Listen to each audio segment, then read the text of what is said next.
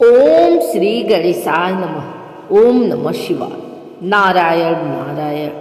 हे परमात्मा, हे सर्वशक्तिमान ईश्वर, जो एक है, निराकार है और जो अलग अलग नामों से इस सृष्टि का कल्याण करता है, आज हम सभी आपकी कृपा से बड़ा दिन अर्थात प्रभु यीशु के अवतरण की प्रेरणादायक कथा हिंदू धर्म की उदार भावना के साथ श्रद्धा और शांति से सुनने जा रहे हैं। हिंदू धर्म सदा यह सिखाता है कि सत्य एक है, मार्ग अनेक है। जब जब पृथ्वी पर अधर्म, हिंसा और द्वेष बढ़ता है, तब तब परमात्मा किसी न किसी रूप में मानवता का मार्ग दिखाने अवतरित होते हैं। इसी भावना के साथ आज की यह कथा प्रारंभ की जाती है, ताकि हमारे हृदय में प्रेम, करुणा, सेवा और शांति का भाव जागृत हो। अब हम बड़ा दिन की पावन कथा प्रारंभ करते हैं।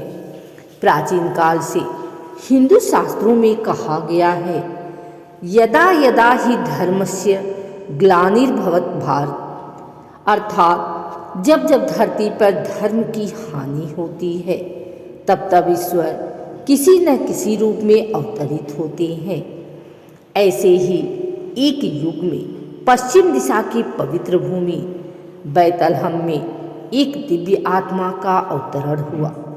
उनका जन्म राजमहल में नहीं, बल्कि एक साधारण गौशाला में हुआ। यह स्वयं में एक महान संदेश था कि ईश्वर आडंबर नहीं, सरलता और नम्रता में वास करते हैं। इस दिव्य बालक को दुनिया ने यीशु के नाम से जाना। जन्म के समय आकाश में अद्भुत प्रकाश दिखाई दिया, तारों की चाल बदली और साधकों को संकेत मिला कि कोई महान आत्मा धरती पर आई है।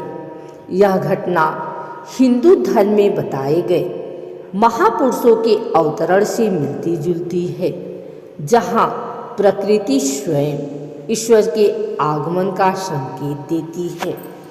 प्रभु यीशु बड़े होकर सदैव यही सिखाते रहे, प्रेम ही परम धर्म है, दया सबसे बड़ी साधना है, क्षमा से बड़ा कोई तप नहीं, सेवा ही सच्ची भक्ति है। यही संदेश हिंदू धर्म भी युगों से देता आया है। अहिंसा परमो धर्म, वसुधैव कुटुंबकम, सेवा परमो धर्म। इस प्रकार प्रभु यीशु का जीवन हिंदू मूल्यों से पूर्णतः मेल खाता है। हिंदू दृष्टिकोण से बड़ा दिन केवल एक पर्व नहीं, बल्कि यह याद दिलाता है कि हर मनुष्य में ईश्वर का अंश है। प्रेम ही सच्चा धर्म है। सभी धर्म मानवता की सेवा के लिए हैं। इस दिन दीप जलाना, प्रार्थना करना, गरीबों की सहायता करना और किसी को क्षमा करना, यही इसका सच्चा उत्सव है। हे परमात्मा, आपने जिस रूप में भी धरती पर आकर मानवता को प्रेम का मार्ग दिखाया, हम आपको नमन करते हैं। हमारे मन से द्वेष, अहंकार और हिंसा दूर हो और जीवन में शांति, करुणा और सद्भाव बढ़े। इस कथा का पुण्य सभी श्रोताओं और उनके परिवारों को प्राप्त हो। सर्वे भवन्तु सुखिनः। बड़ा दिन की मंगल कामना।